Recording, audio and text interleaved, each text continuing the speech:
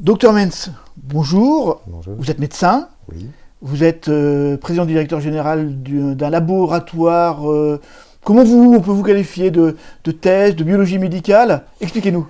Alors oui, effectivement, je suis président d'un groupe de laboratoires d'analyse de biologie médicale. C'est le groupe MLab, dont le siège social se trouve dans le Loiret, à quelques kilomètres d'ici, puisqu'ici nous nous trouvons dans notre plateau spécialisé qui réalise un certain nombre d'analyses qui sont relativement compliquées à mettre en œuvre et qui nécessitent une certaine technologie qui n'est pas facile à mettre en œuvre au quotidien. Voilà.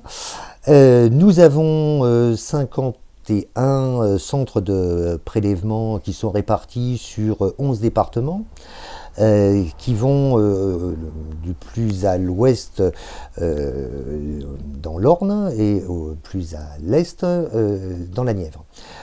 Nous remontons également sur la région parisienne. Et l'ensemble de ces laboratoires, bien évidemment, envoie l'ensemble des analyses dites spécialisées sur le plateau dans lequel nous nous trouvons aujourd'hui. Voilà, donc vous faites traditionnellement de la biologie classique, c'est pourrais-je dire, Mm-hmm. Des tests sur tout type de Tout à maladies. Tout à fait. Et nous avons donc un certain nombre de spécialités qui touchent à la fois l'assistance médicale à la procréation, qui touchent la biologie moléculaire, la cytométrie de flux, donc des technologies un peu particulières qui permettent de réaliser donc un certain nombre d'analyses plus compliquées que les analyses de routine dont on a l'habitude effectivement de parler. Voilà, mais aujourd'hui, le plaisir qui nous vaut de nous rencontrer, c'est que vous travaillez bien évidemment sur le coronavirus Covid-19. Évidemment, puisque... Alors comment ça se passe? Alors, combien avez-vous de points de test? Est-ce que vous effectuez les prélèvements aux mêmes endroits que vous les effectuez habituellement pour les tests au quotidien? Comment ça se concrétise? Dès à partir du moment où il y a eu cette pandémie, parce que c'est une pandémie, nous sommes organisés pour que nous ayons un certain nombre de laboratoires de prélèvement qui soient dédiés à cette activité. Il y avait plusieurs bonnes raisons à cela. Déjà d'une part parce que ce virus est particulièrement infestant, donc il était nécessaire de pouvoir circonscrire autant que faire se peut les gens qui allaient faire les prélèvements, de telle sorte qu'on n'expose pas tout le monde, évidemment, et nos salariés en particulier, au risque d'être contaminés. Et donc dans cette mesure-là, on a dédié environ 2 ou 3 sites de prélèvement par département, puisque aujourd'hui on est effectivement donc sur 11 départements, de telle sorte que ces sites soient dédiés au prélèvement pour la recherche du coronavirus par PCR, puisque ça a été le premier test mis en œuvre pour pouvoir déterminer si effectivement les gens étaient infestés ou non.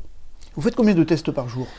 Alors aujourd'hui, l'ensemble du groupe MLab prélève environ, on va dire, entre 900 et 1000 patients par jour. Et par ailleurs, nous réalisons un certain nombre de tests pour des hôpitaux ou éventuellement des EHPAD, donc des établissements destinés aux personnes âgées, la plupart du temps sur demande de l'ARS par exemple, qui, sachant que nous disposons d'un matériel suffisant pour pouvoir le faire et d'une capacité à produire un certain nombre de tests par jour, nous a demandé de les aider dans le cadre de la santé publique pour pouvoir réaliser ces tests au moment où les hôpitaux étaient eux-mêmes débordés pour pouvoir le faire. Et donc l'ensemble entre ce qui est fait en direct, avec d'ailleurs les différents hôpitaux et cliniques avec lesquels on a l'habitude de travailler habituellement, si on ajoute effectivement ce qui nous a été demandé par ailleurs, aujourd'hui nous réalisons entre 1600 et 1800 PCR par jour. Donc par période de 24 heures, puisque forcément pour arriver à un tel niveau, on va dire, de test, il faut travailler beaucoup plus longtemps que ce que l'on a l'habitude de travailler dans ce pays. Ah, il faudrait en faire plus des tests. Sommes-nous d'accord? Oui. C'est la grande question, c'est le grand débat depuis de nombreuses semaines. La France n'a pas testé suffisamment tôt et ne teste pas aujourd'hui suffisamment de gens sur la positivité ou la négativité du Covid-19. En fait-on assez? En a-t-on fait assez En fait-on assez aujourd'hui? On a probablement, enfin à mon avis, évidemment ce que je vais dire n'engage que moi, mais on n'a probablement pas démarré suffisamment tôt. Ça, c'est assez vraisemblable. Il est assez logique d'imaginer que si nous avions démarré, par exemple, au début du mois de janvier, c'est-à-dire dès à partir du moment où nous avons eu connaissance qu'il existait une probable pandémie en cours de développement, nous aurions démarré plus tôt, probablement aurions-nous pu un peu lisser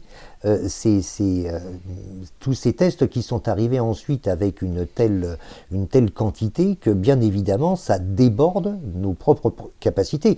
Quand je dis les nôtres, celles de notre pays d'une façon générale, pas seulement les nôtres bien évidemment, à pouvoir réaliser un nombre de tests qui devient bien évidemment, alors le téléphone sonne, ce qui est assez classique, voilà, surtout en ce moment, ça sonne assez souvent. Nous aurions probablement pu éviter les pics et surtout cette incapacité que nous avons eue ensuite secondairement à partir du moment où le nombre de patients infestés a été important, de pouvoir réaliser les tests nécessaires et suffisants.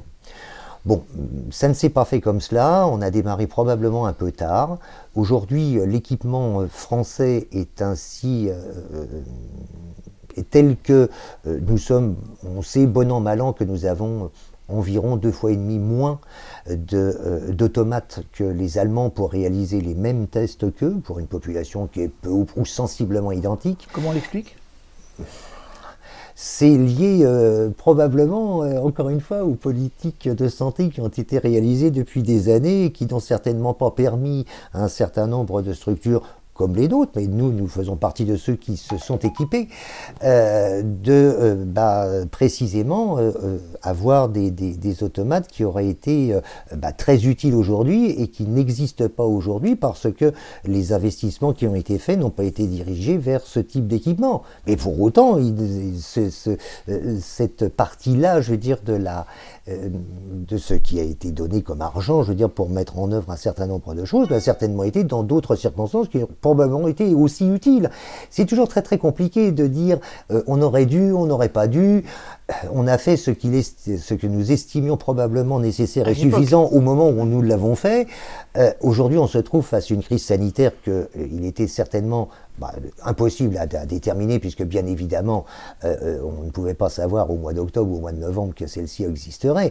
En revanche, il est assez probable que si nous avions démarré probablement un peu plus tôt les tests, on aurait probablement pu en réaliser un peu plus et probablement mettre de côté un certain nombre de patients infestés. La question, qu'aurait-il fallu faire en démarrant très tôt ces tests? Quelles sont les procédures sanitaires qu'il aurait fallu mettre en place en détectant les premiers cas en France? Les mesures sanitaires qui ont été prises par l'Allemagne, par exemple, ou par la Corée du Sud, ont prouvé que c'était probablement la meilleure façon de le gérer. Ça ne veut pas dire qu'ils n'ont pas eu un certain nombre d'échecs et un certain nombre de décès. Enfin, ça, c'est quasiment inéluctable. On n'y peut pas grand-chose. Mais pour autant, force est de constater aujourd'hui que l'Allemagne a quand même incontestablement moins de décès que la France. Équipement effectivement un peu différent, mais sensiblement, ce sont exactement les mêmes automates, entre parenthèses, et ce sont les mêmes fournisseurs. Et aujourd'hui, d'ailleurs, nous avons effectivement un certain nombre de soucis pour nous alimenter en kit de réalisation de ces tests, parce que nous sommes en concurrence, entre guillemets. Elle est, on va dire, relativement amicale, soyons honnêtes, mais il n'empêche que les Allemands sont équipés d'automates à hauteur de 2,5 fois notre propre parc, et donc forcément, assez légitimement, initialement, les fournisseurs leur ont donné 2,5 fois plus de tests à réaliser. De ce fait-là, au final, quel résultat? Plus de morts? Est-ce qu'on peut faire le lien? Ah, c'est difficile. Comme l'absence de masque, on en parle beaucoup en ce moment. Est-ce que la somme de toutes ces choses fait qu'au final, nous aurons une morbidité beaucoup plus importante que l'Allemagne ou d'autres pays? Alors vous savez, l'Allemagne fait toujours figure de bon élève en Europe, donc c'est toujours un peu difficile de dire « Ah bah regardez ce qu'ont fait les Allemands ». Il faut avouer que là, en l'occurrence, ils se sont probablement mieux débrouillés que nous. C'est comme ça, c'est comme ça. Nous n'y pouvons malheureusement rien. Aujourd'hui, on n'y peut plus rien. Bon.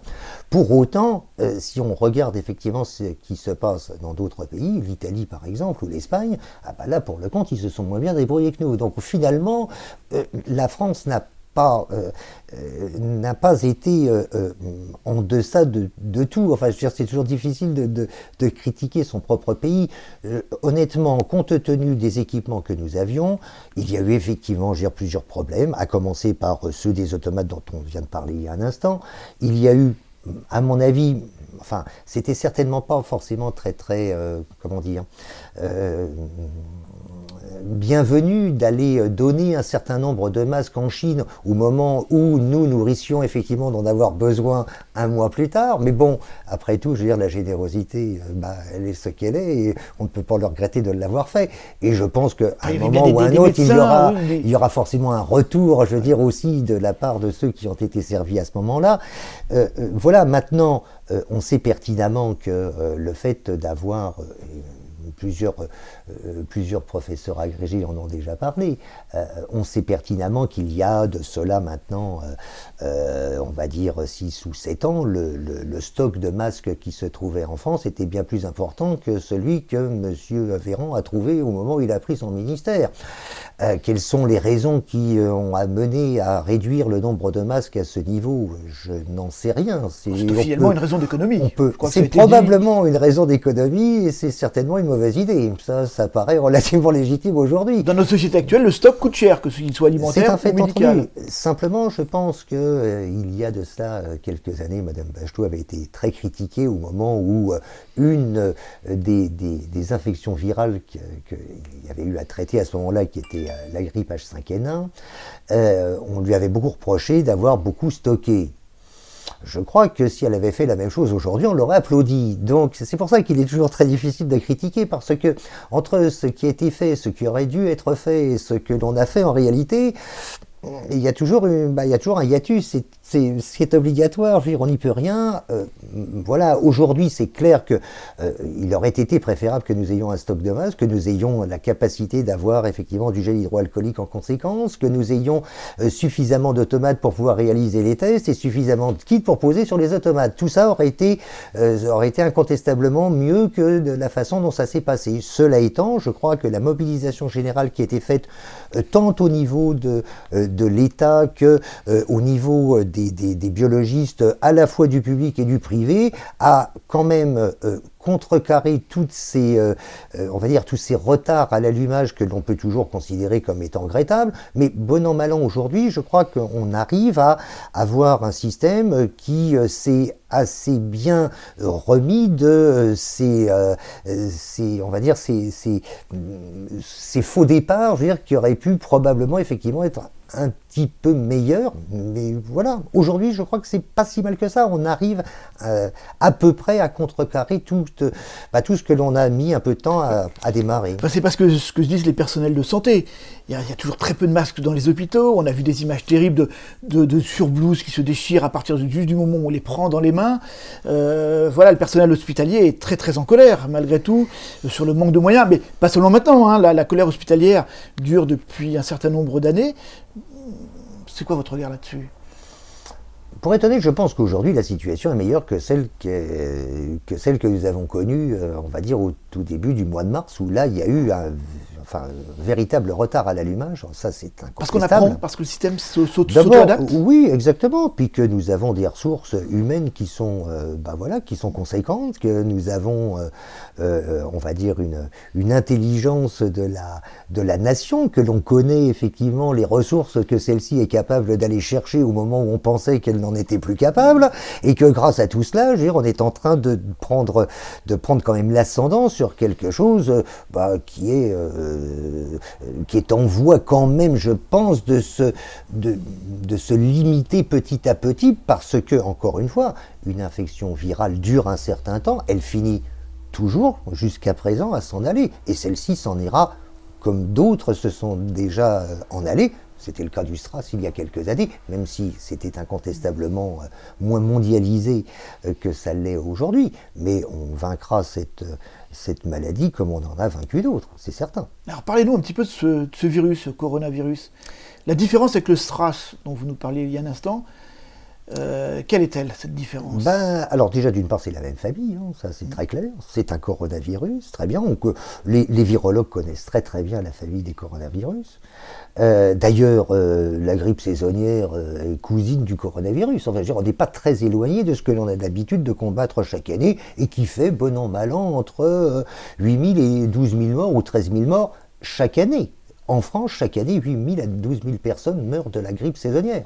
Et l'habitude, c'est de ne pas en parler.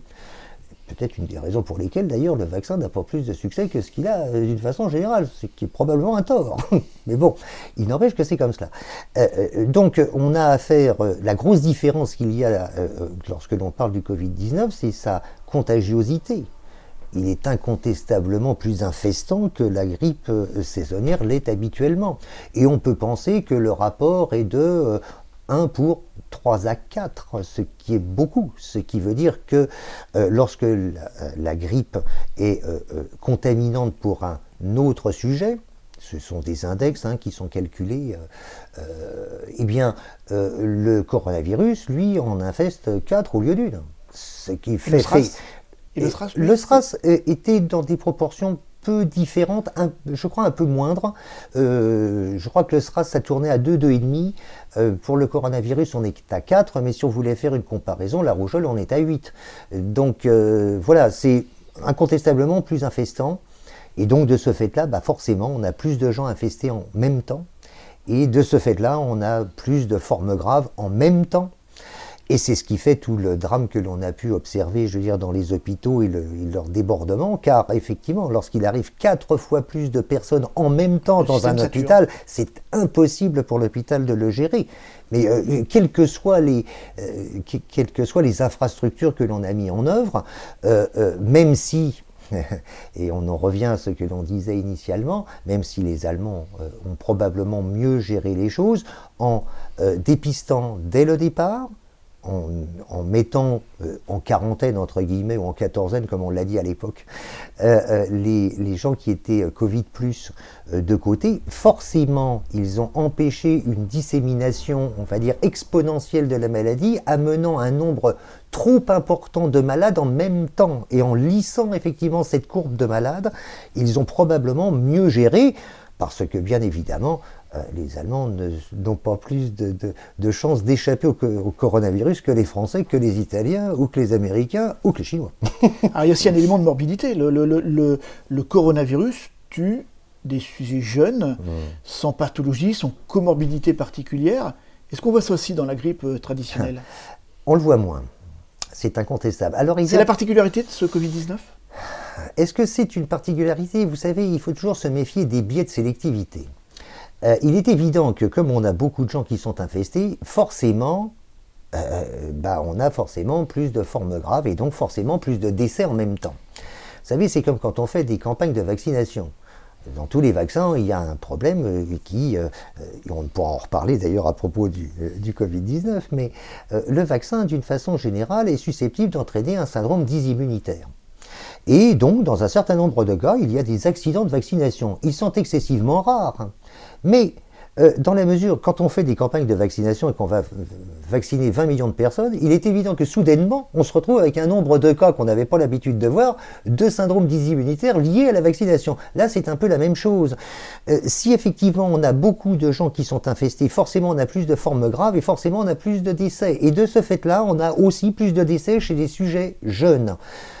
Est-ce que la grippe peut ou n'entraîne jamais de décès chez les sujets jeunes? Bien sûr que non. Elle peut effectivement en entraîner. Ce qui est incontestable là, c'est qu'on se rend compte que des sujets qui n'avaient pas de comorbidité, qui étaient en pleine forme jusque-là, attrapent effectivement le coronavirus, le Covid-19, parce qu'il faut se méfier, il faut parler du Covid-19, pas forcément des coronavirus qui... Oui, le Covid-19 fait partie de la famille des coronavirus.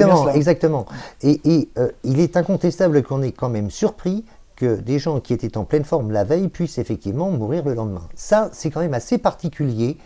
Est-ce que c'est lié effectivement juste à ce virus?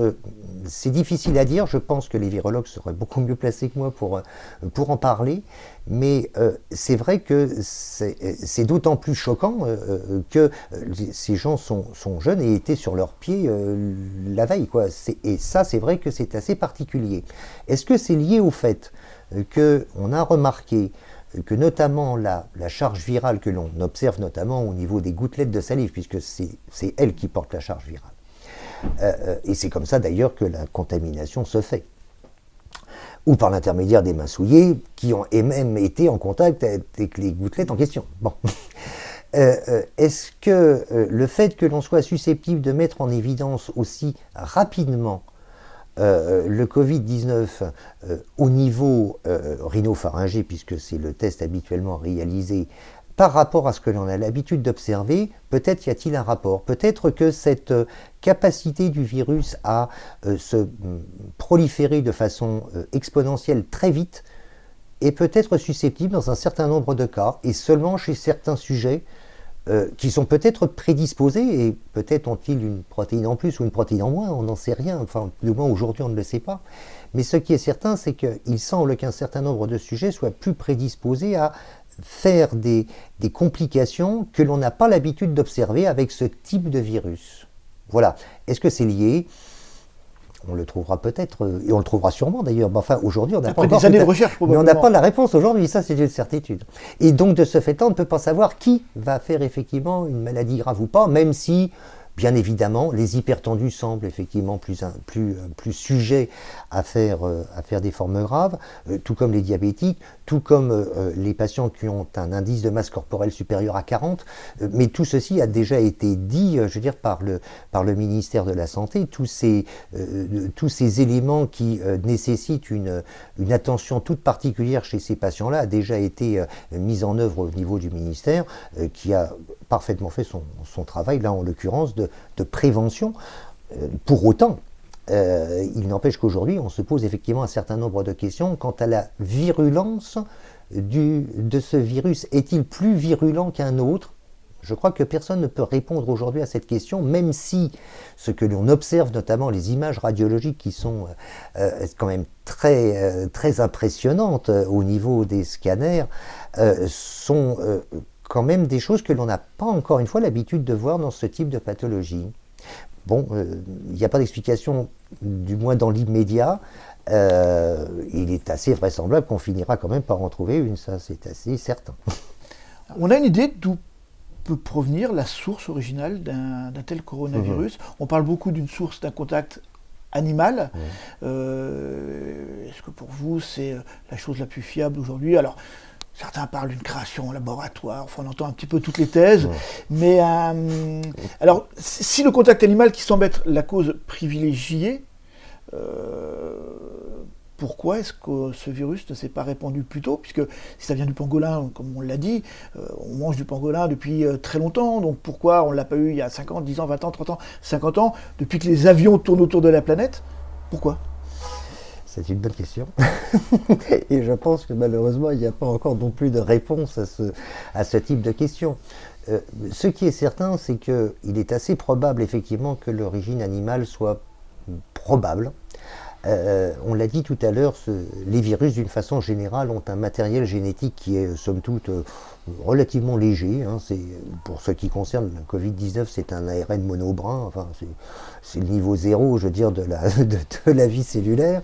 Et donc de ce fait-là, ils sont capables de se muter parce que leur matériel génétique est de façon naturelle instable. Donc le virus est destiné la plupart du temps, effectivement, son évolution fait que normalement il mute, et il mute d'autant plus qu'il a des difficultés à se propager. Autrement dit, quand il se propage facilement, il mute peu. S'il se propage plus difficilement, il va muter dans le but de mieux se propager. Voilà, jusqu'à présent, on dit, enfin des spécialistes de biologie disent qu'il a muté d'à peine 0,0001% depuis la source originale de Wuhan. C'est parce qu'il s'est facilement propagé. Donc il n'a pas eu besoin de muter pour survivre, faut être clair. Voilà. Il peut devenir plus dangereux en mutant, pas forcément moins dangereux. Il peut être plus ou moins. mais c'est pas forcément. Enfin, la plupart du temps, il devient surtout plus infestant. C'est surtout ça. C'est s'il doit y avoir une mutation quelque part à un moment, c'est dans le but effectivement, encore une fois, de survivre. Donc, dans le but effectivement d'infester plus de personnes, puisque encore une fois, le virus... Par quel moyen il peut peut-être muter en résistant dans l'air, tout simplement? Non, ça en principe, non, il faudrait une mutation. Comment peut-il devenir concrètement plus infestant? Il faudrait qu'il y ait une mutation qui soit énorme pour qu'il devienne, par exemple, infestant dans l'air. Le virus aujourd'hui n'a pas de capacité, par exemple, de produire de l'énergie. Ça ne produit pas d'énergie, un virus. Donc, moralité, quand il est tout seul sur une table, au bout d'un moment, il meurt. Hein. Tant qu'il est dans un liquide biologique, il survit, il se sert de ce liquide biologique. À partir du moment où le liquide biologique n'existe plus, il est mort. Voilà. Et donc, c'est la raison pour laquelle il a besoin d'infester un autre organisme pour pouvoir... Et pour ce faire, il a effectivement un certain nombre de récepteurs de surface au niveau de sa membrane qui lui permettent de s'accrocher à une cellule et de pénétrer cette cellule pour permettre de détourner la machinerie cellulaire à son propre profit pour se multiplier. Et une fois qu'il est arrivé à un stade de multiplication suffisant, de 1 pour 100 par exemple, ou de 1 pour 1000, ou de 1 pour 10 000, il fait exploser la cellule et donc la tue. Et ces 10 000 particules virales vont aller infester 10 000 autres cellules, etc., etc. Ce qui explique que ça puisse, dans un certain nombre de cas, devenir particulièrement délétère pour l'organisme qu'il a pénétré. Quelle est donc son origine, puisque c'était la question initiale? Bon, tout le monde semble effectivement imaginer que c'est à partir d'une origine animale. Pourquoi ça émerge? C'est une excellente question, c'est de l'épidémiologie. Pourquoi ça émerge à ce moment-là et pas à un autre, et pourquoi ça n'a pas émergé avant? On n'en sait rien. Hein. Voilà, il faut être clair. Il y a probablement un certain nombre d'éléments climatiques, que sais-je, veux dire, plusieurs éléments qui sont susceptibles d'entraîner effectivement son émergence, alors que jusque-là, il était quiescent, et puis il n'existait pas, ou du moins on ne le remarquait pas parce qu'il était en trop petite quantité. On le connaissait, ce virus, avant? Alors, pas que je sache, je ne crois pas qu'il ait jamais été décrit, enfin celui-là en particulier, mais cela étant, ceux que l'on avait décrits auparavant, que ce soit le SRAS ou le MERS-2 qui est survenu un petit peu derrière, étaient encore une fois des virus qui étaient très proches de celui-là. Bon, voilà. Alors après, on peut toujours effectivement imaginer qu'il y a eu des expériences absolument tordues qui ont amené à, je crois que ça relève du fantasme, il faut oublier ce genre de choses, non, c'est pas imaginable. Une question profane, et ce que sans doute beaucoup de gens se posent, ce virus, vous nous l'avez dit, fait partie de la famille du virus de la grippe que l'on connaît habituellement. Pourquoi faut-il autant de temps pour créer un vaccin, alors que peut-être, je vais peut-être dire une énorme bêtise et vous allez me corriger, docteur, le code génétique de ce virus est peut-être quasiment connu, puisqu'il est très proche d'autres maladies qui nous touchent habituellement. Pourquoi c'est aussi compliqué que ça? Vous voyez, chaque année, il y a un vaccin qui est fabriqué contre la grippe. Par l'Institut Pasteur. Par l'Institut Pasteur. Et ce vaccin a en permanence pour but d'essayer de trouver le mélange de virus de la grippe qui sont susceptibles d'émerger l'année N+1. C'est-à-dire qu'au moment où on fabrique le virus, on se demande quel virus de la grippe va survenir l'année qui suit. Et à chaque fois, il y a un pari qui est fait sur, alors avec un certain nombre de calculs multiples et variés qui tiennent notamment, je veux dire, aux règles de l'épidémiologie, et on essaye de trouver quel va être le virus qui va émerger. Alors parfois, on est bon, plus on trouve lequel c'est, et là le vaccin est particulièrement efficace, et puis de temps en temps, on n'est pas bon. Et là le vaccin, il est beaucoup moins efficace. Alors bien sûr, il existe un certain nombre de protéines, de sites antigéniques potentiels contre lesquels on est susceptible de développer effectivement le vaccin, qui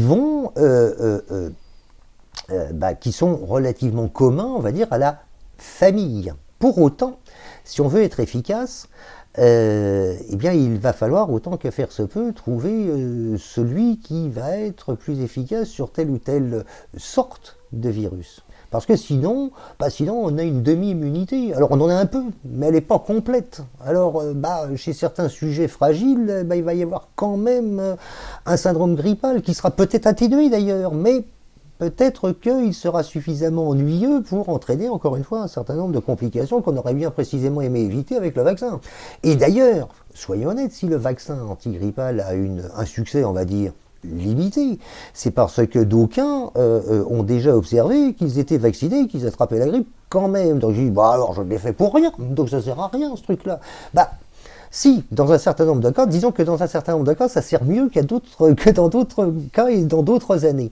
Donc toute la difficulté aujourd'hui, et il y aura probablement, je dirais, un vaccin qui sera probablement mis au point, toute la difficulté est de savoir si celui-ci serait efficace, et combien de temps mettra éventuellement le Covid-19 à muter pour que le vaccin ne devienne plus aussi efficace qu'il l'était initialement. Vous savez, on cherche un vaccin contre le virus du sida depuis déjà plusieurs années, et Dieu sait si beaucoup d'argent a été dépensé pour le trouver, et Dieu sait si c'est le rêve de beaucoup de virologues de trouver ce qui sauverait quand même une bonne partie de l'humanité. Et on est toujours dans le cadre de la recherche. Il y a une excellente raison à cela, c'est que le virus du sida, qui est un virus ARN, de la même façon que le Covid-19, mute à une vitesse qui est juste suffisante pour que, au moment où on a trouvé une cible, la cible permettant précisément de vacciner, celle-ci n'existe plus sur la nouvelle version du virus du sida. Et on recommence et on repart à zéro. C'est épuisant et c'est particulièrement déprimant, mais n'empêche que c'est comme cela. Donc, on peut se trouver, je l'ai dit tout à l'heure, face à des organismes vivants comme les virus ARN qui sont capables de mutations rapides, qui font que le vaccin est difficile à mettre en œuvre. Ce ne sera peut-être pas le cas du Covid-19, qui sera peut-être finalement relativement stable, mais ça on le saura avec les études qui seront faites dans les mois qui vont venir. Mais on pourrait imaginer qu'un virus aussi dangereux que celui du sida puisse se transmettre aussi facilement, ça peut arriver, que le Covid-19.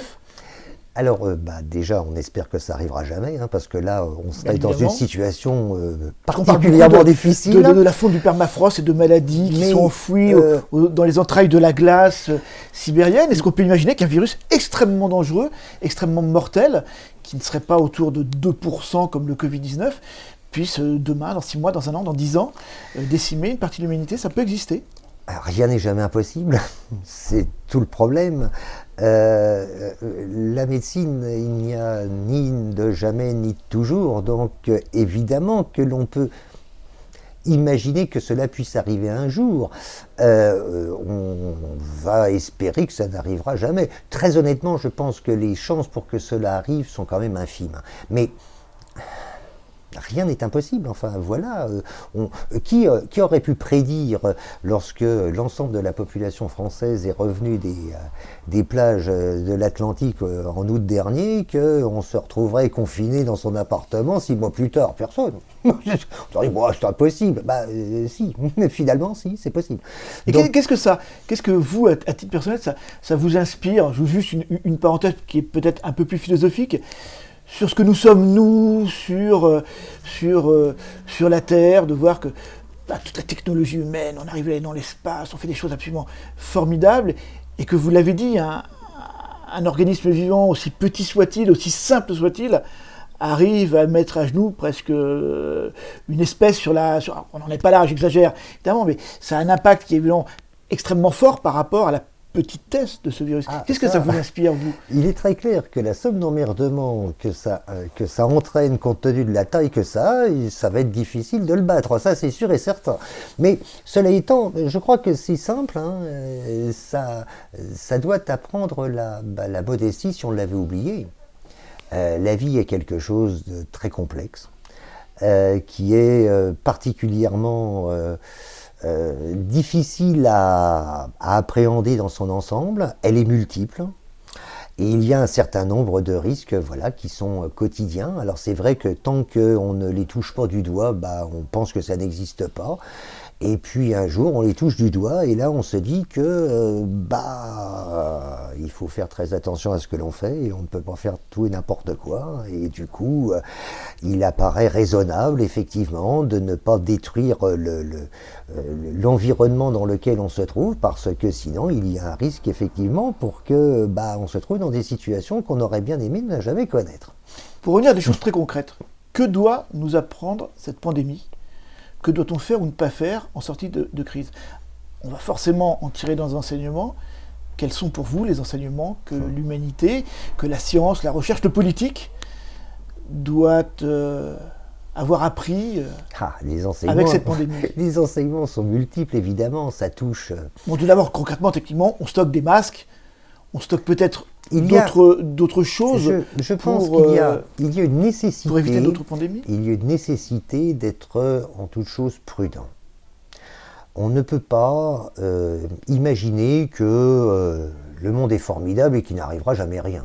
Oui, ça revient à ce que nous disions avant. Et ça, c'est juste pas possible. À un moment, il faut être suffisamment préparé pour se dire, s'il devait arriver quelque chose, vous savez, c'est l'histoire des gens qui mettent de l'argent de côté au cas où. Là, il va falloir aussi penser au cas où. Parce que tant que tout va bien, effectivement, on n'a pas besoin de masque. Oui, sauf que le jour où on a besoin, et quand on a besoin de 60 millions en 24 heures, si on les a pas, on les a pas. Donc, voilà.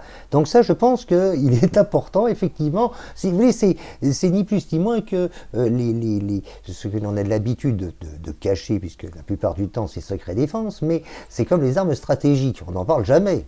Pour autant, on en a. Au cas où.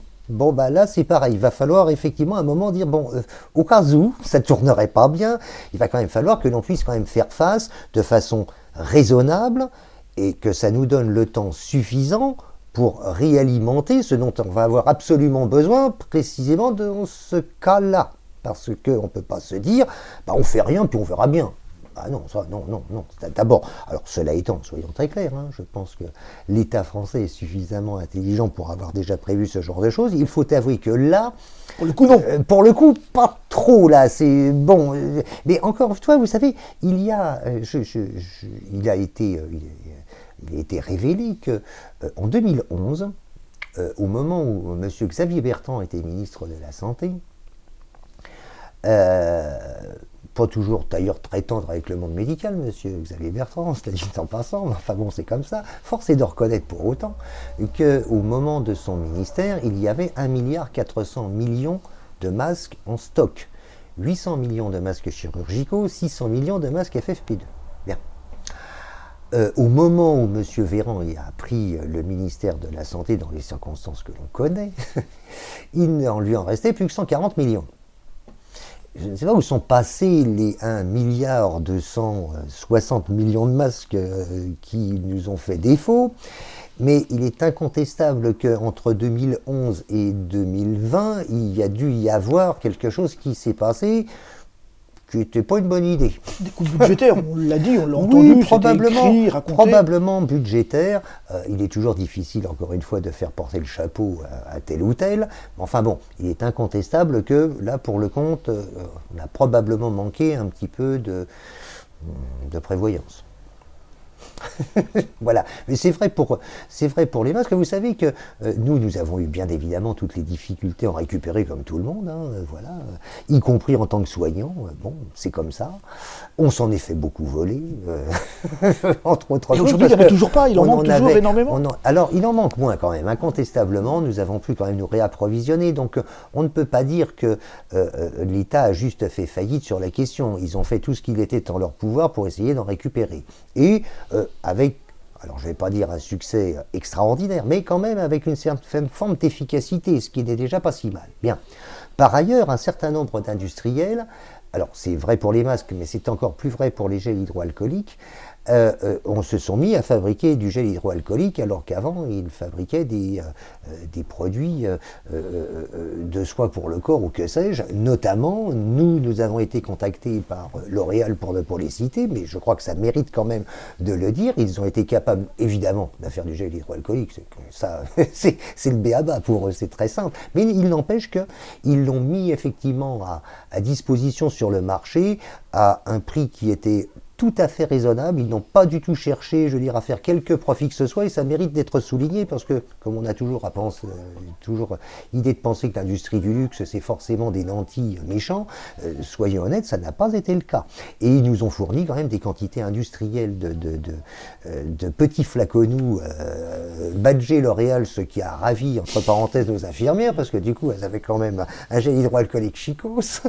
Et je dois dire qu'encore une fois, ils l'ont fait en tout bien, tout honneur, à mon avis, en ne faisant aucun bénéfice compte tenu du prix où ils nous l'ont vendu. Je préfère le dire parce que c'est pas si fréquent. Et là, je crois qu'il y a beaucoup de gens quand même qui ont joué le jeu, y compris effectivement ces gens-là qui sont assez souvent critiqués, voire éventuellement considérés comme étant de mauvaises personnes sous prétexte qu'ils gagnent un peu d'argent. Il en faut bien quand même.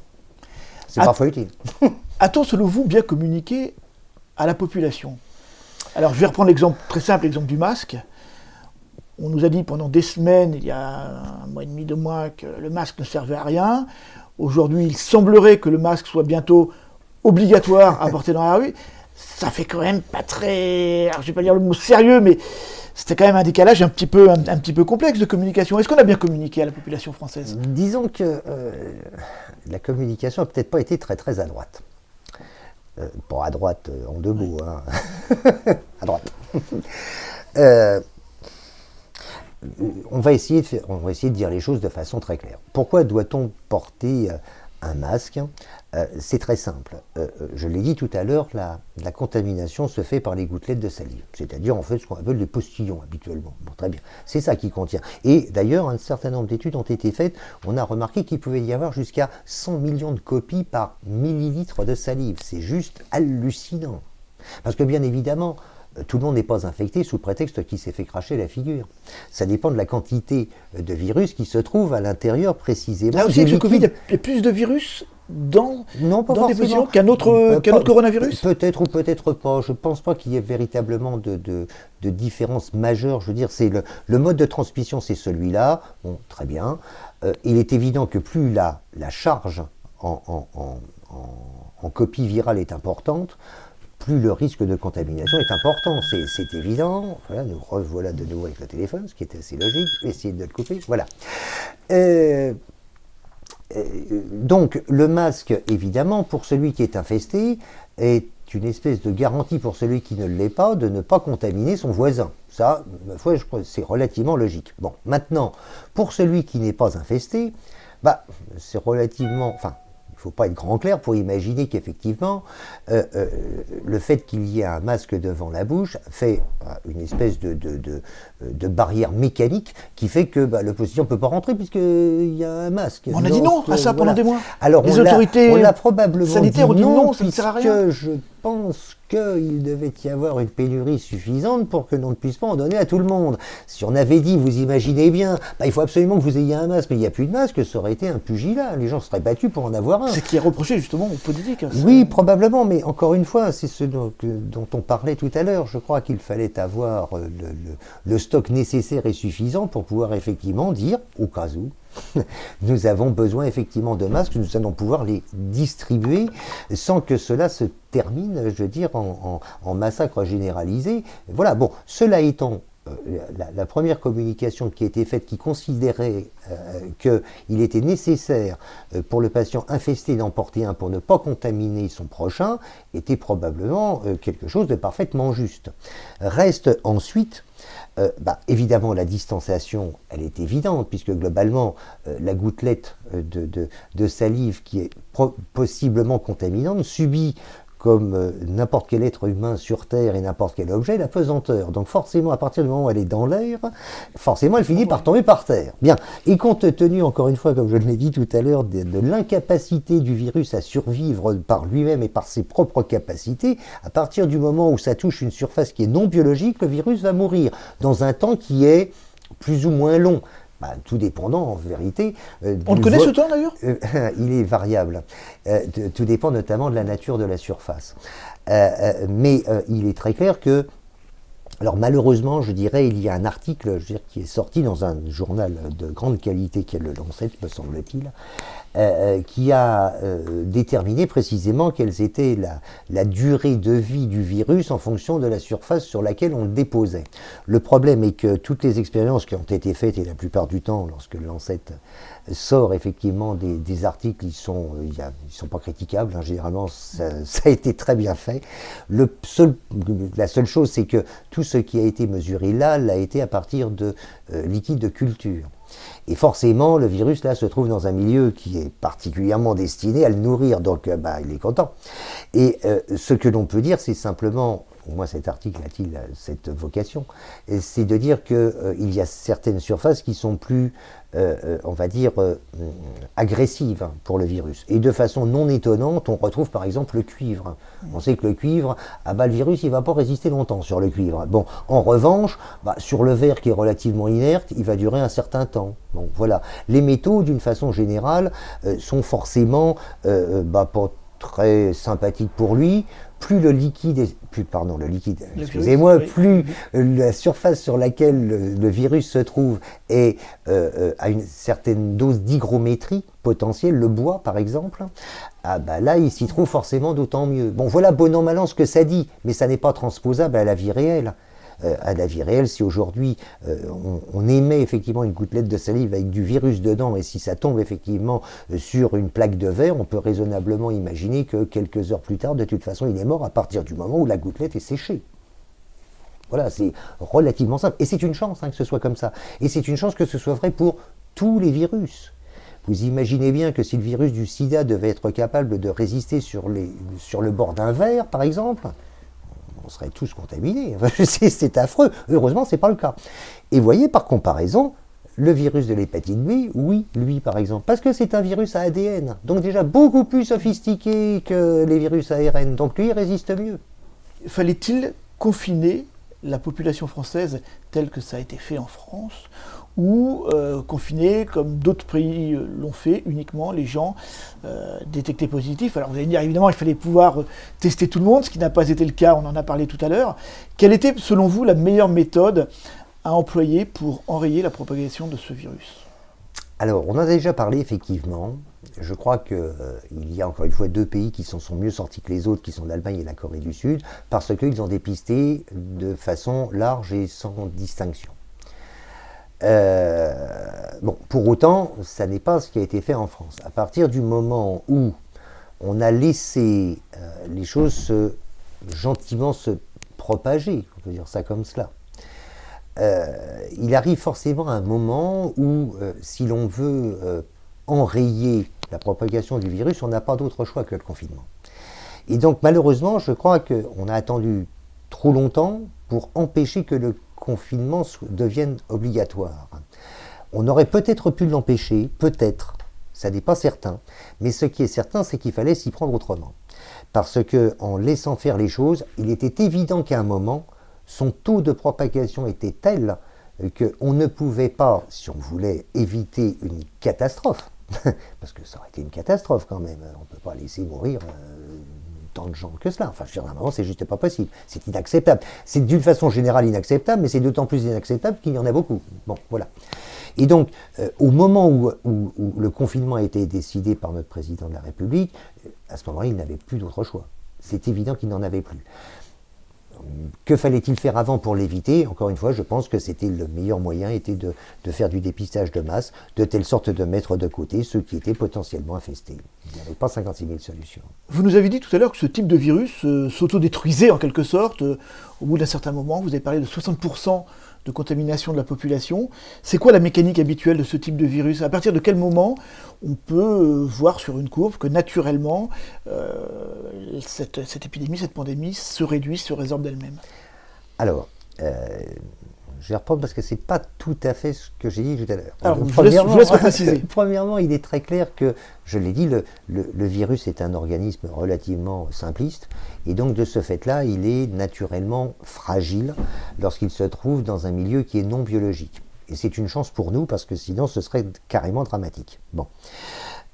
Cela étant, ce qui est connu effectivement, c'est que à partir du moment où environ 60% d'une population donnée a été infestée par le virus et s'est immunisée contre lui, on considère normalement que à partir de ce pourcentage-là, alors ça peut être 65, mais bon an mal an, autour de 60%, la pandémie s'arrête d'elle-même. Elle va se diminuer jusqu'à temps de disparaître. Dans combien de temps va-t-on atteindre ce seuil? Parce que globalement aujourd'hui, ce qui inquiète tout le monde, c'est de ne pas pouvoir faire son barbecue comme d'habitude avec les copains, quoi. C'est quand même ça qui est ennuyeux. Bon. Et travailler aussi. Et travailler aussi accessoirement, mais bon. Des gens. Dans combien de temps, c'est assez difficile à dire. C'est assez difficile à dire. D'ailleurs, à ce propos, le Royaume-Uni, qui est revenu, je veux dire, sur sa position initiale, avait décidé initialement de laisser le virus se propager, de telle sorte que précisément en atteignant les 60% de gens infestés et du coup de gens potentiellement immunisés, eh bien, ça réglait le problème. Oui, enfin, il y avait juste un petit souci, c'est le nombre de décès qui étaient susceptibles d'être entraînés pendant toute la période précisément d'infestation. Et lorsque le nombre de décès devient tellement important que c'est juste pas possible de parier comme ça, ils ont fait très rapidement machine arrière. Et en fait, et d'ailleurs aujourd'hui, si l'on regarde les derniers chiffres qui sont parus ce matin, alors qu'ils sont partis beaucoup plus tard que les autres dans l'infection à proprement parler, ce qui est assez commun d'ailleurs avec le Royaume-Uni d'une façon générale du fait de sa position insulaire, ils sont aujourd'hui au 5e niveau du nombre de décès quand même. Ils rattrapent tout le monde à une vitesse grand V. Donc peut-être que le choix qu'ils ont fait, eux, de laisser faire au début, et probablement encore plus longtemps que les Français, prouve, s'il en était besoin, que c'était pas une bonne idée. Et donc on ne peut probablement que se satisfaire du fait que les Français, et le gouvernement en particulier, aient été plus à même de limiter la casse que certains autres, peut-être moins bien que d'autres, mais on n'est pas forcément les plus mauvais élèves de l'Europe, pour dire les choses. Pour revenir et pour terminer là-dessus, sur votre métier, aujourd'hui vous faites des milliers de tests quotidiennement. Vous avez capacité à monter en puissance, il faudrait tester beaucoup plus, vous avez suffisamment de tests à votre disposition. Quelle est votre situation professionnelle claire sur ce Covid-19 ? Excellente question. Aujourd'hui, nous avons toutes les bonnes volontés du monde. Déjà, il faut le souligner. C'est une bonne chose. On doit remercier les salariés de l'entreprise qui aujourd'hui donnent beaucoup plus que ce qui était habituellement demandé dans le cadre de la législation du travail. Bien, ça c'est une première chose. Et ils le font en toute décontraction, sans demander rien en contrepartie, même s'il est évident qu'on fera ce qui est nécessaire et suffisant pour qu'ils soient récompensés des efforts qu'ils auront fournis, parce que c'est la moindre des choses. Bien. Cela étant, aujourd'hui, évidemment, nous avons un nombre insuffisant de tests. Pourquoi ? Parce que, tout simplement, nous sommes obligés, je veux dire, de répartir avec l'ensemble des autres pays, mais pas seulement européens, puisque maintenant c'est devenu mondial, et qu'il y a une répartition des tests qui est avec une demande mondialisée, qui fait que les industriels ont beau en produire des quantités monstrueuses, il devient compliqué effectivement d'en avoir suffisamment pour tout le monde. Bien.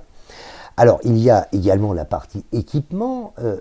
Il suffirait pour en produire plus d'avoir plus d'automates qui soient capables d'en produire. C'est relativement très simple. Or aujourd'hui le nombre d'automates est limité et ça n'est pas en période de crise qu'on s'équipe. C'est un peu tard. Vous nous avez dit tout à l'heure combien d'automates sur toute la France ? Alors, il y en a évidemment un certain nombre qui ont... si on parle d'automates de grande capacité, parce qu'il existe de petits automates qui sont tout à fait fiables et qui sont capables de réaliser ce type d'analyse, le problème étant qu'il faut en mettre beaucoup bout à bout pour pouvoir en faire beaucoup. Alors la biologie française est assez bien équipée, notamment dans le privé, mais également dans le public. En revanche, où elle est mal équipée, c'est en termes d'automates de grande capacité. Et ces automates de grande capacité, qui sont notamment, on peut les citer parce que Dieu sait s'ils font tous les efforts possibles et inimaginables pour tenter de satisfaire tout le monde et de nous satisfaire en particulier. La société Roche, par exemple, qui est capable de produire des automates de grande qualité et également de forte capacité. ces automates en France ne sont qu'au nombre de 8. Donc, alors que les Allemands en ont plus d'une vingtaine. Donc il est évident qu'avec le parc dont on dispose, on ne peut pas non plus, je veux dire, en faire autant que si nous en avions le double ou le triple. Enfin, c'est évident, c'est arithmétique. Bon, évidemment, aujourd'hui, on est dans cette situation-là. Pourquoi est-on dans cette situation-là? Eh bien, encore une fois, probablement parce que les budgets qui ont été alloués à cette partie-là de la médecine française ont été insuffisants. Ce qui ne veut pas dire que ce qui a été alloué dans d'autres parties n'était pas utile. Mais simplement, à un moment, on ne peut pas tout avoir en même temps et imaginer que tout est simple et pas cher. Donc, lorsque l'on fait des lits de réa, c'est parfaitement indispensable, évidemment, tout le monde en convient. Peut-être que dans un certain nombre de cas, il faut être suffisamment, on va dire, instruit, dans le terme qu'il faut avoir la connaissance, effectivement, du potentiel problème. Et c'est ce dont on parlait tout à l'heure, au cas où. Parce que le jour où on a besoin, il est quand même bien utile de les avoir plutôt que de courir après, parce que là, il est un peu tard pour précisément les obtenir. Et justement, cette maladie, on le disait tout à l'heure, est du jamais vu. On a malgré tout peu de chance statistiquement de voir un tel virus réapparaître dans les années à venir, mais faut-il malgré tout augmenter cette charge de possibilités de tests? Est-ce qu'il faut augmenter notre capacité à se préparer à une éventuelle pandémie qui pourrait revenir un jour, on ne sait pas lequel évidemment. Est-ce que c'est la démarche à faire? C'est une question politique, hein, c'est vraiment un choix sociétal, politique. C'est très politique. Est-ce qu'il faut mettre de l'argent, tout de suite, beaucoup d'argent sur le marché pour pouvoir équiper la France? Le seul moyen, je veux dire, à mon avis, de pouvoir effectivement le réaliser, je crois qu'on ne peut pas y couper. Pour être très clair, on n'a pas le droit, à un moment, de mettre une population en danger sous prétexte de faire des économies dont on n'arrivera jamais à justifier le fait de les avoir fait au détriment de tel ou tel autre morceau de l'économie, quel que soit encore une fois le fait que le choix n'était pas facile, qu'il était cornélien ou que sais-je, c'est pas le problème. Mais on ne peut pas s'empêcher, à mon avis, d'avoir les instruments nécessaires et suffisants pour faire face au cas où. Ça me paraît relativement clair. Maintenant, doit-on le faire dans les 2 minutes qui viennent? De toute façon, ça ne sera pas possible, donc comme ça va être réglé. Mais on doit probablement le faire dans les années qui viennent, en espérant qu'effectivement, il n'y ait pas une résurgence de telle ou telle bestiole qu'on n'avait pas forcément prévue, parce que c'est comme le nombre de chances que l'on a de gagner au loto. Personne ne nous empêche de gagner 2 soirs de suite. Bon, c'est fort peu probable, c'est un fait entendu, mais il n'empêche que ça n'est pas, encore une fois, impossible. Donc, je crois qu'il faut s'y préparer. Ça ne veut pas dire qu'il y aura plus d'émergence dans les années qui viennent qu'il y en a eu dans les années passées, mais malheureusement, on peut aussi ne pas avoir de chance et avoir de nouveau un truc du même style dans les 3 ans qui viennent, par exemple. Ça sera peut-être dans 300 ans, auquel cas, tout va bien. Si c'est dans les 3 ans qui viennent, là, on ne peut pas manifestement se retrouver dans la même situation, parce que déjà là, c'est pas très bien vécu. Mais alors la deuxième fois, ça va être pire. Franchement, ça va juste pas être possible. Allez, une toute dernière question, Franck Menz. Cette crise sanitaire, on en a beaucoup parlé, mais si on devait la placer sur une échelle de gravité, pour vous, vous nous aviez dit tout à l'heure en préparant cette interview que ce coronavirus était une grippe. Malgré tout, oui, avec un grand G, mais avec des spécificités quand même, particulières, très particulières, et un peu détestables, soyons honnêtes. C'est voilà, si vous deviez le passer sur une échelle, c'est quand même, c'est pas de chance, c'est quelque chose de très très grave. C'est comment vous, en tant que médecin, vous placez cette pandémie. Les infections et l'arrivée d'une pandémie, quelle qu'elle soit, d'une façon générale, c'est toujours un malheureux concours de circonstances. Et ça aurait pu très bien ne jamais arriver. Il s'est trouvé probablement quels sont effectivement les éléments qui se sont coagulés, parce que c'est un terme qui a été beaucoup employé, à tort d'ailleurs à mon avis, parce que ça touche quand même une partie très particulière de la médecine qui est l'hémostase, mais quels sont les éléments qui se sont mis en ligne, plus exactement, pour effectivement entraîner ce que l'on vit aujourd'hui. Il faudra également l'analyser, parce que c'est certain qu'effectivement c'est un malheureux concours de circonstances. Mais c'est un malheureux concours de circonstances, pardon, je vous interromps, sachant qu'aujourd'hui, ce coronavirus a pu traverser tous les continents sans billets dans les meilleurs avions en quelques heures.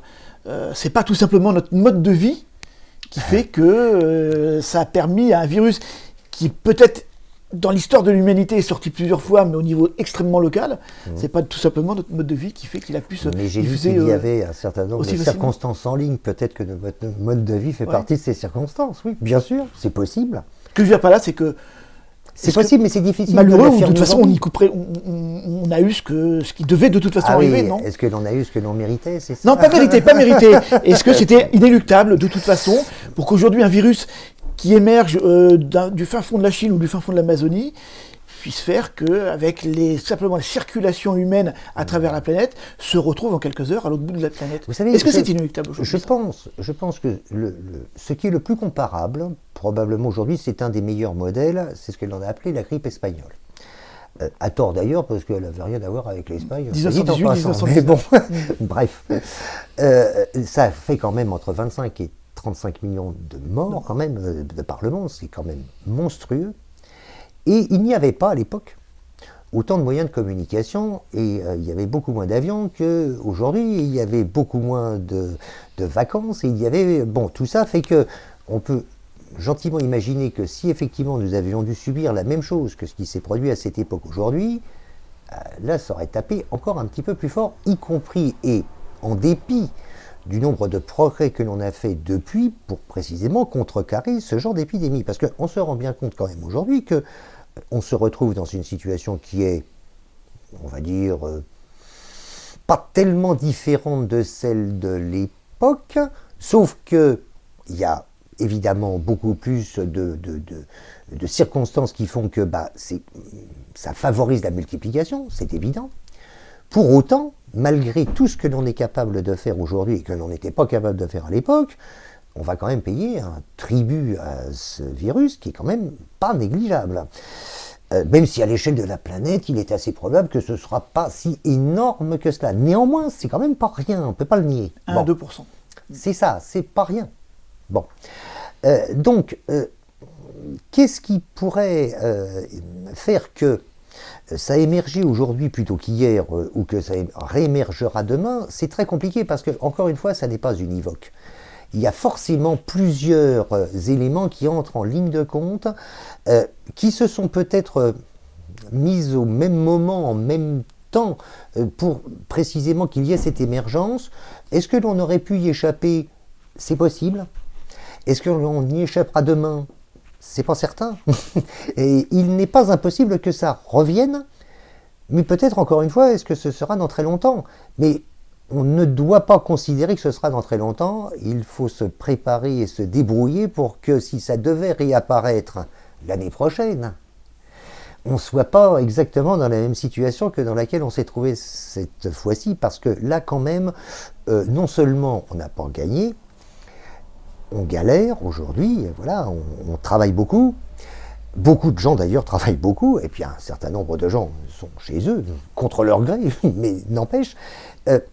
Et tout ceci fait que on aimerait bien que, autant que faire se peut, la prochaine fois que ça va se produire, on ne soit pas aussi démunis que ce que l'on a été là, même si tous les efforts possibles et inimaginables ont été faits pour que précisément on soit beaucoup mieux armé aujourd'hui, 9 avril, qu'il y a de cela, par exemple, un mois. Honnêtement, ce qui a été fait en un mois, c'est juste hallucinant. Et ça montre quand même la capacité de la nation française de défendre effectivement ce qu'elle est et quelles sont ses ressources profondes pour pouvoir arriver à surpasser quelque chose qui est quand même un ennui considérable pour beaucoup de pays, y compris les États-Unis, quoi qu'ait pu en dire M. Trump initialement. Merci beaucoup, Franck Metz, de nous avoir reçus. Merci pour toutes ces explications. Et puis bon courage, parce que je pense que vous allez avoir, avec vos collaborateurs, beaucoup de travail dans les semaines, dans les mois qui viennent, parce que cette pandémie ne va pas s'arrêter malgré tout demain matin. Ça, c'est certain. Mais ça va vous donner beaucoup de travail. C'est très clair. Un entrepreneur heureux. Oui, exactement. Parce que c'est aussi le... Oui, c'est exact. Et puis, vous savez, c'est une entreprise que vous avez. Oui, c'est une entreprise, mais elle est tournée quand même. Son but, c'est quand même la santé publique d'une façon générale. Nous avons un rôle à jouer à ce niveau-là, et quoi qu'il advienne. et quelque heure qu'il soit du jour ou de la nuit, et quel jour qu'il soit de la semaine. On a toujours ça à l'idée, et on le fait avec la joie et la décontraction nécessaires, parce que se lamenter en ces circonstances serait malvenu. Merci beaucoup, Franck Metz. On va aller directement sur le plateau. Bon. Voilà, donc là vous avez l'exemple d'un plateau spécialisé avec un certain nombre d'équipements qui sont destinés à réaliser des analyses la plupart du temps relativement compliquées.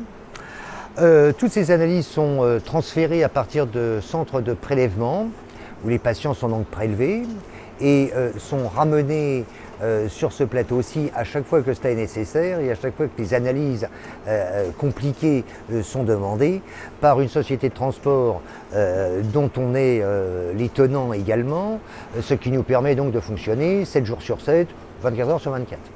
Bien évidemment, l'ensemble est... 24 heures sur 24, vous êtes totalement automatisé, vous avez du personnel On a du personnel qui travaille 24 heures sur 24, voilà, tout à fait. La société de transport est elle-même accréditée, elle est capable de transporter à température ambiante, à 4 degrés, à moins 20 degrés, en fonction des contingences nécessaires et suffisantes, qui dépendent bien évidemment de l'analyse considérée. Ensuite, lorsque ça arrive sur ce plateau, c'est pris en charge par ces automates qui sont là en premier lieu devant nous, qui sont en fait des trieurs de tubes. Alors on peut aller voir si vous... Bien sûr. Bah, d'ailleurs, j'en entends un qui fonctionne, donc voilà. Donc les tubes, lorsqu'ils arrivent, sont positionnés sur les portoirs de gauche qui se trouvent ici, qui sont rouges et blancs. Donc. Et ensuite, les différents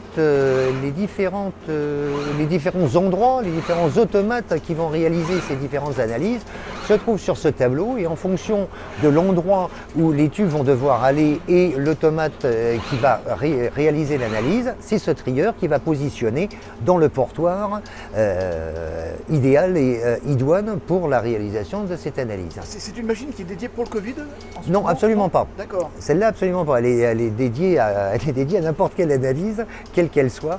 C'est simplement un trieur de tubes qui permet d'ailleurs, entre parenthèses, de trier environ 450 tubes à l'heure. Et comme vous pouvez le remarquer, on en a 2, ce qui nous permet pratiquement de faire face à toute possibilité. Parce qu'avant de caler les deux trieurs là, il faut déjà se lever tôt. Alors les tests Covid, ils arrivent où? Alors les tests Covid arrivent de la même façon que les autres tests au niveau du secrétariat qui se trouve derrière. Bien évidemment, nos secrétaires... Donc vont dans quel... Alors, dans cette machine au départ, non? Alors, évidemment, s'agissant du test Covid, étant particulièrement sous les feux de la rampe, ils ont été triés au préalable. Donc, ils arrivent effectivement avec un triple emballage qui va faire que ils ne peuvent pas passer sur ce trieur-là puisqu'ils seraient susceptibles éventuellement d'être contaminants. Et donc, ils ont un triple emballage qui va leur permettre d'être immédiatement dirigés vers l'endroit où on va maintenant se diriger pour que vous puissiez effectivement remarquer où effectivement ils vont être traités. Voilà, donc il faut qu'on descende d'un étage. Vous êtes installé déjà depuis combien de temps ici? Alors ici, on est arrivé le 30 septembre 2013. Sur 600 mètres carrés? Alors sur 600 mètres carrés pour cette partie-là du plateau, en réalité le bâtiment en fait 1800. Et il y a plusieurs endroits et notamment toute une partie qui est dédiée à la biologie moléculaire au fond de ce labo, mais toute la partie, on va dire, oncogénétique et on va dire constitutionnelle. Toute la partie infectieuse, c'est ce que nous allons aller voir maintenant, ça se trouve au sous-sol de ce bâtiment et c'est là notamment que sont traités les Covid-19. On vous suit, monsieur, on vous suit, monsieur.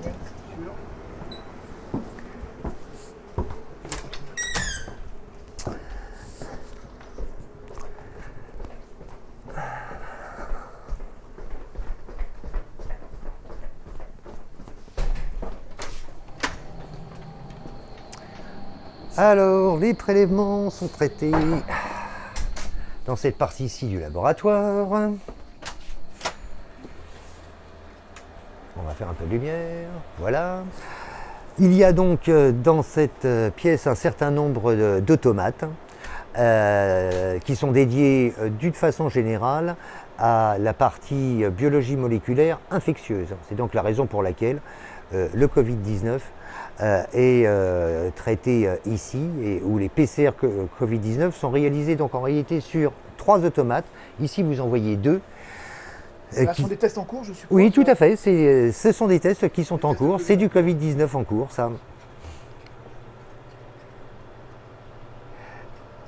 Donc il y a une partie, donc ces appareils-là réalisent l'ensemble de l'extraction, puisqu'il y a une première étape qui consiste à extraire la partie ARN génomique du virus, et puis ensuite il y a un certain nombre d'automates qui vont permettre l'amplification, ce qu'on appelle les cycleurs, qui se trouvent, donc ça c'en est un par exemple, qui va permettre donc d'amplifier le signal de telle sorte de déterminer si le virus se trouve ou non dans le prélèvement qui a été réalisé donc parfois à 50, 100, 150 km d'ici. Avec une chaîne qui est extrêmement automatisée. Alors, la partie que vous voyez là, je vous l'ai dit, on a deux fournisseurs. Cette partie-là est probablement celle qui est la moins automatisée, tout simplement parce que elle a été mise en œuvre ici, parce que c'est une des toutes premières qui a été validée, notamment par l'ANSM, donc l'agence du médicament en vérité. Et donc c'est la raison pour laquelle elle a été démarrée. Par ailleurs, c'est la société Eurobio aujourd'hui qui commercialise ces tests, qui fait tout ce qu'elle peut pour nous alimenter. Et il est heureux que nous nous trouvions avec deux fournisseurs, puisque le deuxième se trouve dans le fond. Et là nous avons un automate qui est beaucoup plus automatisé que ces deux-là. Et donc là vous avez un automate donc de chez Roche qui lui a une capacité, une autonomie qui est bien supérieure à celle que nous avons vue là-bas. Mais les deux sont complémentaires, puisque si nous n'avions que l'un ou l'autre, de toute façon on ne pourrait pas faire face à la demande actuelle. Voilà. Et donc là vous pouvez faire combien de tests par jour au maximum? Alors aujourd'hui, on a déjà réalisé sur ces trois automates, puisqu'en réalité nous en avons trois, nous arrivons à réaliser jusqu'à 1600, 1700 tests par jour. Et on est quasiment au maximum de notre capacité, dans la mesure où cela représente un travail quotidien d'environ une vingtaine d'heures. Donc il reste relativement peu pour pouvoir notamment réalimenter les automates, et puis pour pouvoir laisser le personnel dormir un peu quand même, c'est relativement indispensable. Et combien d'automates, peut-être même au-delà de votre propre société, sont-ils à disposition d'Île-de-France, par exemple? Alors, en Île-de-France, il y a des automates de ce type sont installés dans les hôpitaux publics. Il y en a un, par exemple, à la Pitié-Salpêtrière à Paris. Les autres, je les connais. Je crois qu'il y en a un à l'hôpital Saint-Louis, je n'en suis pas certain, mais il me semble que oui. Le troisième, je ne sais plus où il est installé. Mais il y en a trois de ce type qui se trouvent dans les hôpitaux parisiens et qui tournent bien évidemment en ce moment, compte tenu de l'infection à laquelle nous faisons face. Et donc ça, c'est un autre type d'amplificateur, puisque en réalité aujourd'hui on court un peu après les kits à la fois d'extraction, à la fois les kits permettant... Les kits d'extraction, on va expliquer aux gens ce que c'est concrètement. C'est quoi? C'est la petite tige avec le... Non. Non, la petite tige, comme vous dites. On va commencer par le début, le test du patient. Il va dans sa clinique, sur son point de contrôle, la fameuse petite tige avec ce que l'on appelle l'écouvillon. L'écouvillon, avec un bout de coton, mais c'est pas un bout de coton au bout. Non, c'est un peu plus sophistiqué que ça. Il y a donc, alors c'est ce qu'on appelle un kit de prélèvement. Voilà, un kit de prélèvement qui est constitué effectivement d'un écouvillon. Alors bon, pour les gens, effectivement, ça ressemble globalement à une tige la plupart du temps en plastique, parce que ça a l'avantage d'être souple, le plastique. Avec ce que les gens ont l'habitude de constater, c'est que ça ressemble à du coton. C'est pas tout à fait du coton, c'est un peu plus sophistiqué que ça, notamment pour pouvoir récupérer le matériel dont on a besoin, qui sera ensuite analysé. Bien. Et ensuite, c'est déchargé à l'intérieur d'un tube. Alors ici, je ne sais pas si on en a encore. Si ceux-là, ça devait en être initialement. Ils ont déjà été traités, hein, ceux-là. Donc, vous pouvez les filmer sans risquer le décès de votre caméra. Et donc c'est déchargé effectivement dans ce type de tube, et en réalité le liquide qui se trouve à l'intérieur va permettre de conserver le génome viral dans des conditions nécessaires et suffisantes pour qu'il soit ensuite analysé. La plupart du temps, les liquides que nous utilisons entraînent une destruction immédiate du virus. Pas de son génome, mais du virus lui-même, oui. Ce qui fait qu'à partir du moment où ils ont été introduits dans ce type de tube, le virus n'est plus actif. Ce qui est très important parce qu'ensuite, lorsqu'il va pouvoir être traité, notamment à l'intérieur de ce type de laboratoire, évidemment, il n'est plus infestant.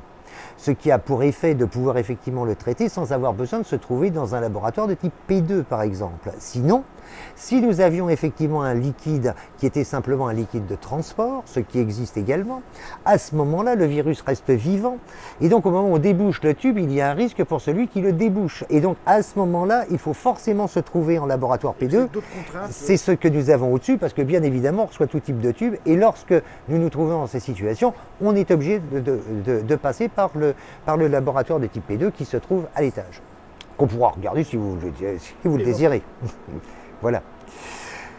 Et donc ensuite, une fois que le prélèvement a été réalisé et a été emmené ou emporté plus exactement jusqu'au laboratoire, à ce moment-là, il va subir deux étapes majeures, qui est d'une part une étape d'extraction qui va consister à extraire la partie du génome qui va être nécessairement analysée.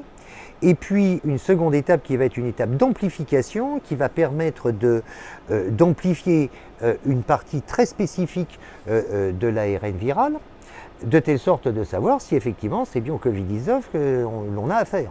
Puisque bien évidemment, d'ailleurs ça nous est arrivé de trouver certains patients qui étaient à la fois co-infectés par le Covid-19 et par le virus de la grippe A, par exemple. Oui, donc vous faites une recherche multiple sur le génome. On ne le fait pas de façon systématique, parce qu'aujourd'hui, quand même, les tests sont essentiellement focalisés sur le Covid-19, mais nous avons la possibilité, bien évidemment, de réaliser des tests pour savoir si on a, par exemple, la grippe. Un mot sur la fiabilité des tests. Question importante. Alors, la fiabilité. On parle de 2 tiers de résultats corrects, 1 tiers de faux négatifs. Alors vous m'avez expliqué tout à l'heure en off pourquoi il y avait parfois des échecs. On peut le redire parce que je crois que c'est important. Aujourd'hui, c'est très simple. La PCR est une technique qui est d'une fiabilité extraordinaire. La PCR, c'est la PCR, c'est ce qui est réalisé par ces automates. Hein, voilà ce qu'on appelle la polymerase chain reaction. Voilà, qui est donc la technologie utilisée pour mettre en évidence, en l'occurrence le Covid-19, mais ce serait également la même chose si on devait aller chercher n'importe quel autre virus. Il faut simplement, avec la PCR, savoir ce que l'on cherche.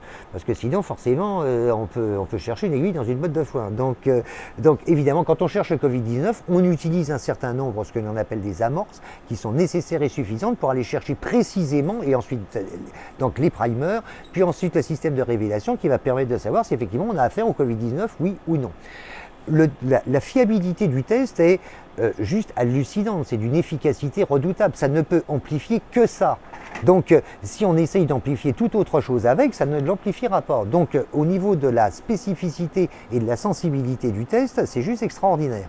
En revanche, ce qui est absolument nécessaire, c'est d'avoir un prélèvement de qualité initialement. Il est évident que si on a trempé le petit écouvillon, le machin en plastique, là, avec le petit coton au bout, si on l'a trempé dans l'eau,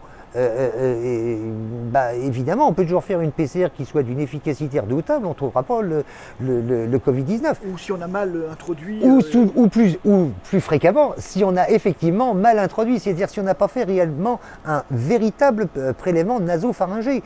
Un prélèvement nasopharyngé, c'est pas drôle. Autrement dit, ça demande pas tellement de temps.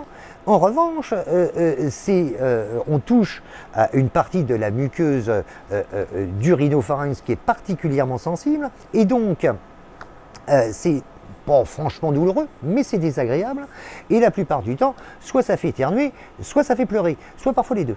Et dans ce cas-là, lorsque l'on a ces signes-là, on sait qu'effectivement le prélèvement a bien été au niveau du rhinopharynx. Si on a un prélèvement qui n'est pas désagréable, c'est qu'il n'a pas été bien fait. Et dans ce cas-là, à ce moment-là, évidemment, on a des résultats de PCR qui ne sont pas aussi efficace que ce qu'on est en droit d'attendre.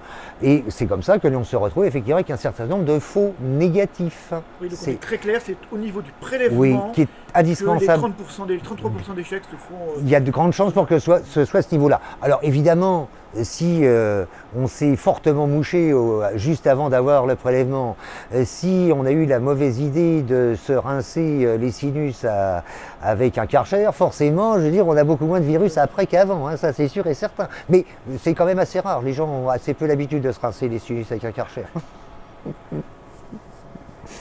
Dans votre, je sais pas comment on appelle ça, un sas d'accueil Oui, c'est ça, c'est un sas d'accueil, tout à fait, pour l'ensemble des coursiers qui arrivent donc de jour comme de nuit en fonction de repartent, là, voilà, qui étaient là, qui vous ont apporté donc des tests. Voilà, des tests tout à Covid. fait. Voilà. Donc ensuite, les tests sont déchargés ici. Tout à fait. Ils sont la plupart du temps donc pris en charge par le secrétariat qui se trouve sur notre droite. Ils se trouvent donc la plupart du temps dans ce genre de mallettes. Qui permettent d'avoir le confinement nécessaire et suffisant pour ce genre de prélèvement. Et puis ça va être pris en charge par les secrétaires qui se trouvent là immédiatement derrière. Et ensuite, ça passera effectivement sur le plateau technique pour pouvoir être techniqué. Si cela doit arriver la nuit au moment où les secrétaires ne s'y trouvent pas, puisque les secrétaires nous quittent vers 22 h, à ce moment-là, les prélèvements sont stockés éventuellement en chambre froide, de telle sorte qu'ils ne puissent pas se dégrader avant analyse. D'accord. Et toute la nuit, malgré tout, des techniciens continuent à faire les tests Bien sûr, la plupart du temps, il est assez rare, je veux dire, qu'il y ait plus de, on va dire, 3 heures de battement. Souvent, les secrétaires arrivent toujours normalement en premier par rapport aux techniciens. Elles arrivent à 6 h du matin. Il est assez fréquent que les techniciennes terminent à 6 h. Elles n'ont donc plus le droit de se faire la bise avant d'échanger en quelque sorte leurs occupations de la journée. Vous avez, docteur, une unité P2, qu'est-ce que c'est ? Alors, une unité P2 est un local, on va dire, qui est soumis à une atmosphère qui va être limitée quant à la diffusion des particules qui se trouvent à l'intérieur. Autrement dit, il y a un certain nombre de filtres qui permettent d'extraire et de confiner, entre guillemets, c'est une forme de confinement, hein, une pièce qui est confinée dans laquelle ne vont pénétrer que les prélèvements qui ont un véritable risque infectieux. Et donc, lorsque nous avons un certain nombre de prélèvements qui arrivent et qui n'ont pas été traités avec des milieux permettant de rendre inefficace le virus, on est obligé effectivement de passer par ce type de laboratoire pour pouvoir prélever ce qui est nécessaire et suffisant avant analyse. Ce n'est pas nécessaire pour le Covid, parce que vous nous l'avez expliqué. Alors, c'est nécessaire pour le Covid lorsque nous avons des milieux qui ne l'ont pas désactivé. La plupart des milieux, au départ, lorsque nous avons commencé, nous n'avions que des milieux qui désactivaient évidemment le virus. Et donc de ce fait-là, à partir du moment où il est plongé dans ce type de milieu, il peut être analysé, mais il n'est plus virulent puisque sa membrane a été complètement éliminée. Donc nous n'avons plus que son génome à l'intérieur. Donc il est parfaitement inoffensif. Bon, c'est certainement pas très bon à boire, mais on pourrait, à la limite, on ne serait pas infecté par le Covid-19. On aurait probablement mal à l'estomac, en revanche, mais bon. Évidemment, au fur et à mesure du temps, on a commencé à recevoir d'autres types de milieux, qui étaient des milieux de transport, qui sont utilisés la plupart du temps en bactériologie. Et bien évidemment, ces milieux, eux, ont au contraire pour but de maintenir les organismes vivants à l'intérieur du tube. Et donc de ce fait-là, là en l'occurrence, ça n'était pas très, très sympathique, parce qu'on aurait bien aimé effectivement ne pas avoir des organismes vivants, mais c'était ainsi. Et au moins cela permettait-il de les acheminer jusqu'au laboratoire. Et donc de ce fait-là, à chaque fois que ce genre de tube et de prélèvement est arrivé, on a besoin de passer par le P2 pour pouvoir les ouvrir, les inactiver, c'est-à-dire mettre en fait un tampon de Lise qui va rendre le virus inefficace avant de pouvoir retourner au schéma initial que nous avons entrevu tout à l'heure. Allons voir le P2. Allons-y.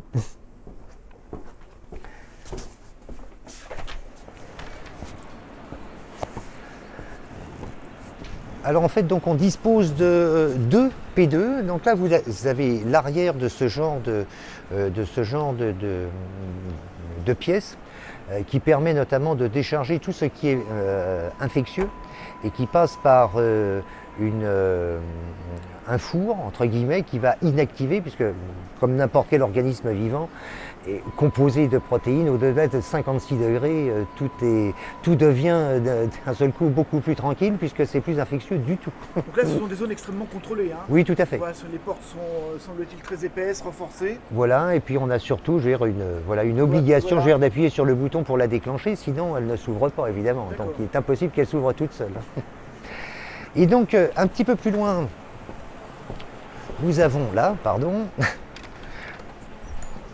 ça devrait s'allumer, ça, voilà.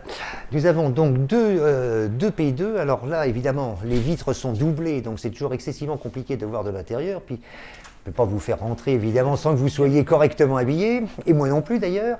Mais alors celui-là, on le voit effectivement un petit peu mieux parce qu'il donne sur l'extérieur. Donc vous voyez, c'est une pièce où il y a effectivement un mobilier minimum. Alors de l'autre côté, on le voit peut-être pas là, il y a une hotte qui se trouve de l'autre côté, mais on ne la voit pas. Et donc en fait, cette pièce, cette atmosphère contrôlée, on considère que dans une atmosphère normale, il y a environ 1 million de particules par mètre cube, dans une zone de type P1. C'est-à-dire les zones les plus simples, qui ont simplement une double porte, comme on a par exemple là de ce côté-ci, on tourne environ à 10 000 particules par mètre cube. Dans une zone de type P2, c'est 1000. Et dans une zone de type P3, qui est donc notamment utilisée à partir du moment où on traite du bacille tuberculeux vivant, on tourne autour de 100.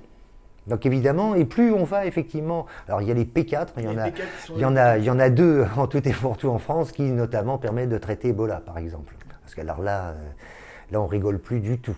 Alors là pour le compte c'est très infectieux, et pour le compte on parlait tout à l'heure effectivement du nombre de décès susceptibles effectivement d'être enregistrés dans le cadre de cette pandémie. Avec Ebola c'est 60%. Donc là on fait très très attention.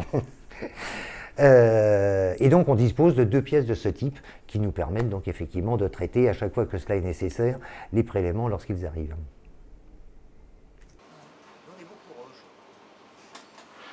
C'est le seul qui soit encore européen.